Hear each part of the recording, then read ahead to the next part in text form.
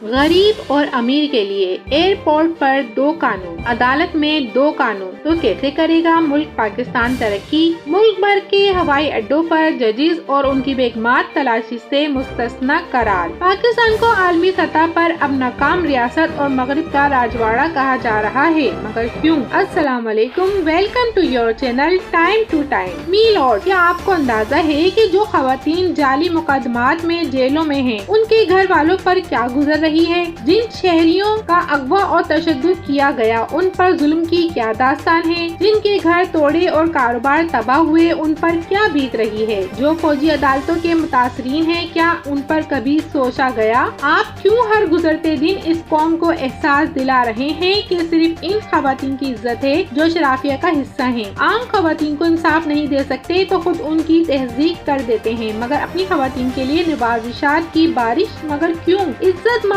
عالی جناب جسٹس قاضی فائز عیسیٰ chief justice Pakistan کے حلف اٹھانے کے 3 دن بعد وزارت ایوی ایشن نے حکم نامہ جاری کیا کہ چیف جسٹس اور سپریم کورٹ کے ججوں کی بیویوں کی ایئرپورٹس پر باڈی سرچ نہیں کی جائے گی۔ یہ حکم نامہ ابھی منظر عام پر آیا ہے۔ اگر یہ سچ ہے تو فائز عیسیٰ صاحب بلائیں اس سیکریٹری کو عدالت کے روبرو اور پوچھیں کہ میں تو صاحب کا لفظ نہیں بولنے دیتا، تم مجھے بدنام کر رہے ہو۔ اگر یہ جھوٹ ہے تو پی ٹی اے کو اس کی سرکولیشن روکنے کا کہیں، جیسے آپ الیکشن پر بات کرنے پر پابندی لگا رہے ہیں۔ جب پاکستان کی سب سے بڑی عدالت کا قاضی کہے کہ میرے خاندان پر ملک کا ایک چھوٹا سا قانون بھی عائد نہیں ہوتا اور میرے خاندان کو استثناء دیا جائے، تو پھر کیسے توقع کی جا سکتی ہے کہ عام عوام بھی قانون کی پاسداری کرے؟ ایسے قاضی کو تو کوئی اپنے گاؤں کی مسجد کمیٹی کا عہدہ نہ دے، اور یہاں یہ ملک کا انصاف کا نظام چلا رہا ہے۔ چیف جسٹس صاحب کی درست نہیں ہے۔ اگر جرنیل، ججز، سیاستدان، پارلیمنٹرین اور بیوروکریٹس قانون اور قواعد و ضوابط سے مستثنی ہوں گے تو کیا قانون اور قواعد و ضوابط صرف عام شہری کے لیے ہیں؟ کیا دستور کے آرٹیکل 25 کے مطابق سب شہری برابر نہیں؟ ہم نے ہمیشہ پارلیمنٹ میں ججز، جرنیل، پارلیمنٹرین، سیاستدانوں، بیوروکریٹس اور اشرافیہ کی مراعات، استثناء اور پروٹوکول کلچر اور خصوصی سلوک کے خلاف آواز اٹھائی ہے۔ یہ نوآبادیاتی دور کی بری یادگاریں ہیں۔ جب تک ہماری اشرافیہ عوام کی سطح پر نہیں آئے گی، پاکستان کی حالت نہیں بدل سکتی۔ اسی لیے ملک کا نظام کبھی ٹھیک نہیں ہوتا۔ جو رکھوالے ہیں وہی قانون توڑ رہے ہیں۔ ہم بھی پاکستانی شہری ہیں اور ہمارے ہی ٹیکس کے پیسوں سے تنخواہیں لینے والوں کو اگر قانون استثناء دیتا ہے تو ان تنخواہوں سے بھی زیادہ عام شہری کو استثناء ملنی چاہیے۔ یہ لوگ بس میری بیوی، میرے بچے، اسی میں پورے ہیں۔ بڑے عہدے پر آتے ہی اپنی اوقات بھول جاتے ہیں، دوسروں کو حقیر جاننے لگے ہیں، خود کو ہر قواعد و ضوابط، آئین و قانون سے بالاتر سمجھتے ہیں۔ یہ لوگ صرف اپنا سوچتے ہیں، اپنا مفاد دیکھتے ہیں، باقی لوگوں کی پرواہ نہیں۔ سارے قانون اور قاعدے عام عوام کے لیے ہیں۔ قائد اعظم کی بیٹی نے پاکستان کی بجائے بھارت میں رہنے کا انتخاب کیا اور آج اس کا بیٹا بھارت میں رہتے ہوئے $4 بلین